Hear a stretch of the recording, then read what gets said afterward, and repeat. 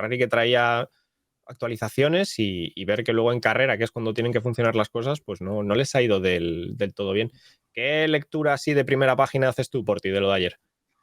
Mira, respecto a lo de Ferrari, he alucinado mucho porque hay unas declaraciones de Vasser a la propia FOM, justo nada más terminar la carrera, que todavía no se han visto, en el que culpa a los pilotos por primera vez. Y es alucinante, ¿eh? Le ¿Qué dice pregunta a la Porti? chica de... Eso no lo he Pues le leído. pregunta a la chica... Claro, es que no lo habéis visto, no lo habéis visto nadie porque esto es vía interna de la FOM. Lo he podido ver yo esta mañana cuando he visto el chequeo de entrevistas y Vasser dice que Carlos tuvo muy buen ritmo en la primera parte de la carrera, que Leclerc tuvo muy buen final de la carrera, el resto inconsistentes. El coche ha funcionado, el coche tiene velocidad, el coche está mejorando y los pilotos no pueden ser inconsistentes y tienen que analizar por qué. O sea, me he quedado alucinado. He dicho, vamos a ver, ¿estaba Ser apuntando a los pilotos? Es verdad que Ferrari ha mejorado con la degradación de los neumáticos. Es verdad que el coche tiene más ritmo y que estuvieron en un ritmo muy decente, ¿no? O sea, Aston Martin estaba perdiendo 3-4 décimas constantemente respecto a Red Bull, salvo cuando apretaban, que llegaban a las 7. Y Ferrari está perdiendo 5, a veces 6 décimas, o sea, 2 décimas más que Aston Martin. No está tan mal para cómo han empezado la temporada, ¿eh? No para ser Ferrari. Y que de repente que va a ser señale a los pilotos, yo he alucinado. Yo te entiendo, Porti, lo que dices, pero con la información que trasladas, que seguro es 100% verídica en cuanto a lo de Vasser y tal, discrepo un pelín. O sea, Vasser es un tío que está acostumbrado a ganar, ¿vale? Y no es Binotto, quiero decir, que no tiene tantas virtudes como Binotto en alguna cosa y tiene otras que sí que tiene más que Binotto en otras.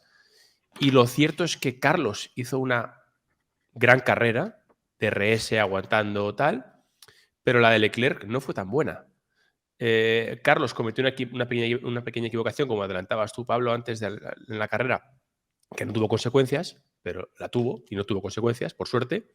Y Leclerc hizo una carrera un poco de altibajos. Entonces, yo en ese mensaje que dices de Barcer, que creo que hay que coger un poquito con pinzas y verlo en el contexto, no es que esté de acuerdo con él de decir tal, pero lo entiendo y creo que tiene su puntito, conociendo un poco a Vasser y viendo el resultado de la carrera. No sé qué opináis. Sí. Puede que arrastre Mira, de Bakú también cosas, ¿no? Porque al fin y al cabo en Bakú el coche también funcionaba bien. De hecho, Leclerc se subió al podio con él. Carlos no tuvo un buen fin de semana porque no se sentía cómodo en el trazado. Y en Miami ha pasado al revés. O sea, Carlos ha estado más cómodo y ha sido Leclerc el que ha tenido muchísimos problemas yéndose contra el muro 2 veces, el viernes y el sábado. Y en carrera atascado con Magnussen, pegándose con rivales que en teoría el Ferrari puede Errático. superar con mucha facilidad. Errático ver fíjate Leclerc el fin de semana, ¿no? que a mí me han llegado a decir que si tenemos una campaña contra Leclerc, ¿no? Porque es el compañero de Carlos y que aquí tenemos que apoyar a Carlos 100% y nosotros lo único que hacemos es traducir lo que estamos viendo en pista, ¿no? Con un Carlos que cuando está en estado de gracia Leclerc, pues a lo mejor Carlos no llega a ese punto en clasificación, pero en carrera sí y no comete esos errores. Leclerc cometió 2 errores durante el fin de semana, él dijo que no era aceptable y de poder clasificar en primera línea, segundo, ya veríamos si tercero, pero para estar junto al poleman, de repente sales atrás, accidente, eso no es admisible y eso Carlos no lo hace. A lo mejor Carlos no te saca esa última décima, pero no comete ese error. Y luego en carrera, si Carlos no encontró el ritmo en Bakú, aquí no lo ha encontrado Leclerc. Y vamos, yo creo que Leclerc ahora mismo está más nervioso de lo que aparenta, ¿no? Ha sido duro para Charles este fin de semana. Leclerc es el niño bonito, pero no va a ser, es el niño bonito casi de la Fórmula 1 cuando llegó a la Fórmula 1, viniendo ya con Ferrari Drivers Academy y todo el tinglado y por mérito propio. Es el niño bonito de Ferrari, siempre lo ha sido, desde la Fórmula 3, chicos, Sí, querido chat, los y que lo Leclerc estáis lleva viendo. muchísimos años. Desde De que era toda la vida es el niño bonito. que sonó Piastri, pero hace poquito. Y yo entiendo, o sea, y lo entiendo, y estoy seguro que, obviamente no he hablado de esto con Carlos, pero yo estoy seguro que se entiende, ¿vale? Que sea el niño bonito, y joder, Messi y Leclerc, tú y yo por ti hemos apoyado siempre a Leclerc a muerte. Pero eso que dices tú, Pablo, que está nervioso, y tú por ti, es entendible, porque efectivamente que sea que a veces se equivoque Carlos con consecuencia o sin ella.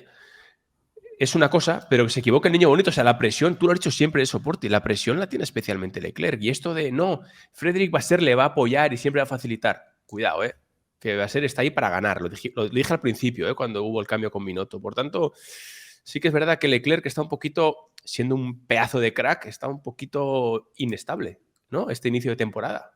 Hombre, por ahora el liderazgo en Ferrari, no sé si todavía tendrá la etiqueta piloto 1 o piloto 2, pero está claro que después de 5 grandes premios, el que va por delante es Carlos Sainz con 44 puntos, Charles Leclerc 10 menos. Aún lo de Australia, ¿Sí? Que si no tendría 12 más. Exacto. Contando que Carlos Sainz, si no hubiese sido sancionado, era un cuarto puesto. Efectivamente. Ayer tuvo esos 5 segunditos que le pudieron comprometer la carrera. Y a mí me dio la sensación de que la carrera Ferrari... de eso. Además de la goma, eso ya la sanción. Ferrari tiene que ir al límite y cuando tú vas al límite llegan los errores. Cuando tienes que ir al límite en clasificación, Leclerc pierde el coche y se estampa. Cuando tú tienes que ir al límite en carrera y te estás jugando el undercut, pues Carlos se pasa de frenada y tiene una sanción por exceder el límite de velocidad, 2,2 kilómetros por hora. Solo, 82,2. Tengo la sensación de que los pilotos de Ferrari no están acostumbrados a ir a ese límite. Sí que hemos visto pelear a Leclerc con Verstappen, en el cual Verstappen le ganó con coches que eran más parecidos a los de ahora, y ahora hemos visto errores en Leclerc y Carlos, ¿no? Ese punto de exigencia final creo que no lo están gestionando bien. Es una pena y hay que ponerse en su piel, ¿no? Cuando estás jugándote en la décima adelantar a Aston Martin, pues Carlos no quiere cometer ese error, pero quiero que entendáis cuál es la exigencia tan grande, tan bestial hacia los pilotos de Ferrari, que están los dos ahora mismo en la diana, y pobre Carlos y pobre Leclerc. Y claro, con un Ferrari que ha empezado tan mal, pues ahora mismo tenemos el peso sobre los pilotos que creo que tampoco lo merecen. Por entender un poco, perdona, Roldán. Sí, no, dale. Vale, no, que además es una pregunta que te quiero hacer a ti.